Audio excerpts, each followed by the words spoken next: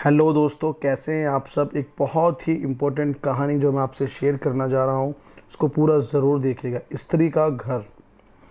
आज की ये हिंदी कहानी स्त्री का घर थोड़ी सी इमोशनल है, लेकिन इमोशनल होते हुए भी इसका संदेश बहुत अनमोल है। आपकी आंखें नम करने के साथ साथ आपको दिल दिमाग पर यह कहानी छाप छोड़ जाएगी। इसलिए इसे एक बार पूरी ज़रूर पढ़िएगा, ओके, और सुनिएगा। तुम्हें कितनी बार बताया है, मेरे तैयार होने से पहले मेरा नाश्ता तैयार हो जाना चाहिए। शादी के 25 सालों बाद भी मुझे क्यों बार बार एक ही बात बतानी पड़ती है। लता, तुम्हें क्या है? तुम तो आराम से घर पर रहोगी, मुझे काम पर जाना पड़ता है। तुम हो कि हमेशा बेवकूफ़ जैसी हरकत करती हो। अगर तुम ये जानबूझकर करती हो तो याद रखना, मुझसे बुरा कोई नहीं होगा। आज भी प्रशांत का पारा चढ़ा हुआ था। इन कटु शब्दों में अपना गुस्सा उतारते हुए गीला तौलिया कुर्सी पर फेंकते हुए प्रशांत गुस्से से लता की तरफ देखने लगा। लता के लिए प्रशांत का यह बेवजह का गुस्सा कोई नई बात नहीं थी। वह महीने में 3-4 बार ऐसे ही लता पर बरस पड़ता था। पहले पहले लता उसका विरोध किया करती थी, लेकिन जब कई सालों तक प्रशांत में कोई बदलाव नहीं दिखा तो लता ने खुद ही को ही बदल लिया। अब प्रशांत के कुछ भी कहने से लता को कोई फर्क नहीं पड़ता था। प्रशांत की हर बात वो चुपचाप सिर नीचे झुकाए सुन लेती थी। शादी के पहले 5 साल तक लता ने पूरी कोशिश की थी प्रशांत को बदला जाए, लेकिन फालतू का गुस्सा करना और बाद में लता को भला बुरा कहना, यह मानो जैसे उसकी आदत बन गई थी। कोई भी वाद विवाद होता तो प्रशांत सीधा लता को बोल देता, अगर मैं तुम्हें अच्छा नहीं लगता तो क्यों नहीं चली जाती अपने मैके, क्यों रहती हो मेरे साथ। इतना सब कुछ होने के बावजूद लता प्रशांत के साथ रहती थी, क्योंकि उसे अपनी बेटी की फिक्र थी। और वह जाती भी तो कहाँ जाती, अपने बूढ़े माँ बाप के पास। को इस उम्र में परेशान करना वह नहीं चाहती थी। समाज और लोग क्या कहेंगे, ये भी तो उसे देखना था। वह इतनी पढ़ी लिखी भी तो नहीं थी कि खुद जाकर कोई नौकरी कर सके और अपना और अपनी बेटी का पालन पोषण कर सके। लता को अब अपनी फिक्र नहीं थी। उसको फिक्र थी तो बस अपनी शादी लायक हो रही बेटी की। लता नहीं चाहती थी कि पति पत्नी के झगड़े की वजह से काव्य डिस्टर्ब हो। काव्य की पढ़ाई पूरी हो चुकी थी, उसके लिए अब शादी के रिश्ते आने लगे थे। कई रिश्तों को काव्य ठुकरा चुकी थी। 2-3 महीने बाद एक अच्छा रिश्ता आया। रिश्तेदारों और पहचान के लोगों ने भी लड़के के बहुत गुणगान किए थे। प्रशांत एक शाम अपनी बेटी के पास बैठकर उसे बताने लगा, काव्या बहुत अच्छा लड़का है, पढ़ा लिखा है, बड़ा घर है, बहुत अच्छी नौकरी है। ऐसे रिश्ते बार बार नहीं आते बेटा, इस बार मना मत करना। काव्या अपने पिता से ज़्यादा बात नहीं करती थी, शायद डरती थी या शायद नफरत करती थी, लेकिन आज वो अपनी पूरी हिम्मत इकट्ठा कर बोली, मुझे अभी शादी नहीं करनी है पापा, मैं नौकरी करना चाहती हूँ, खुद अपने पैरों पर खड़ा होना चाहती हूँ। हाँ, तो मैं उसमें क्या बड़ी बात है। मैंने लड़के से बात की है, वह तुम्हें किसी बात के लिए नहीं रोकेगा।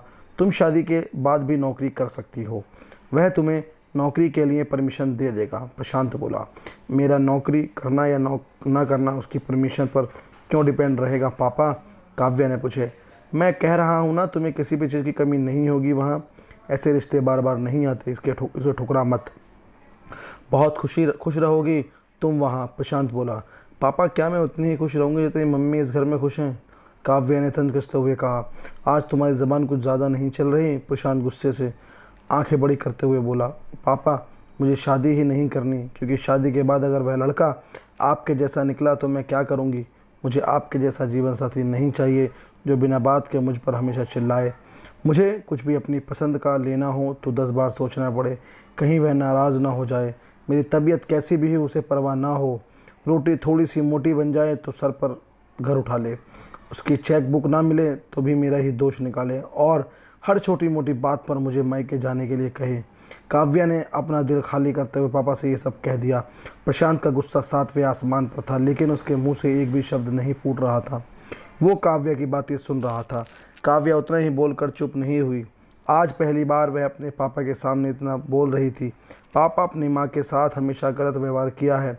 आप अपने ऑफिस का गुस्सा बिना सोचे समझे माँ पर उतार देते हैं, कभी इस बात की परवाह भी नहीं करते कि उन्हें कैसा लगता होगा। आपकी बातें सुन सुन माँ ने अपना स्वाभिमान खो दिया। प्रशांत आज पहली बार अपने लिए बर्तावों को महसूस कर पा रहा था। वो इतना ही बोला, जो तुम्हारा मन है वो करो, मैं तो इतना बुरा हूँ ना? काव्या ने प्रशांत का हाथ पकड़ा और बोली, पापा, मुझे सिर्फ एक सवाल का जवाब दे दो, क्या आप चाहेंगे कि मेरा पति आपके जैसा हो? अगर आपका जवाब हाँ है तो कर दीजिए मेरा रिश्ता आज ही, और ना है तो मुझे आत्मनिर्भर बनने दीजिए। प्रशांत कुछ भी ना बोल पाया और वहाँ से चुपचाप बाहर चला गया। आज उसे लता के सामने जाने में शर्म आ रही थी। चलते चलते उसकी आंखों से आंसू बह रहे थे। प्रशांत ने आज से अपने आप को बदलने का निश्चय किया। अगले दिन से लता ने अपने पति में काफ़ी बदलाव देखा। वह सोचने लगी कि जो हिम्मत काव्या ने दिखाई है, वह हिम्मत अगर मैं पहले ही दिखा देती तो शायद आज परिस्थिति कुछ और होती। अब काव्या पढ़ लिख कर अच्छी नौकरी करने लगी थी और 3 साल बाद उसके लिए एक अच्छा रिश्ता आया। और उसकी विदाई पर प्रशांत बोला, बेटा तू हमेशा खुश रहेगी क्योंकि तेरा पति तेरे बाप जैसा नहीं है।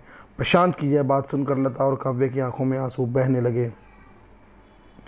दोस्तों, हमारे समाज में औरतों को भले ही देवी का दर्जा दिया जाता है, लेकिन वह स्वतंत्रता नहीं दी जाती जो उन्हें देनी चाहिए।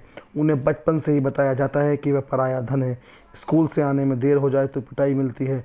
मोबाइल पर बातें करते हुए दिख जाएं या खिड़की से झांकते हुए दिख जाएं तो शक किया जाता है। माँ बाप का घर तुम्हारा नहीं है, पति का घर ही तुम्हारा घर है। जीवन भर ये बातें बता बता कर उन्हें ससुराल भेज दिया जाता है और एक दिन किसी छोटे मोटे झगड़े में ससुराल वालों से उन्हें सुनना पड़ता है कि इस घर को छोड़ दो और मैके चली जाओ। अब आप ही बताओ दोस्तों, ऐसी स्त्रियों का सच्चा घर कौन सा? आखिरकार वह किस घर को अपना कहें? दोस्तों, कहानी कैसी लगी ज़रूर कमेंट्स में शेयर कीजिएगा और आपको इस कहानी से क्या सीखने को मिला ये भी आप हमें ज़रूर बताइएगा। मैं आपके हर कमेंट्स का जवाब रिप्लाई द्वारा ज़रूर दूंगा। बाकी आप हमें सपोर्ट करते रहिए, वीडियो को देखते रहिए और लाइक करते रहिए। Thanks for watching this video.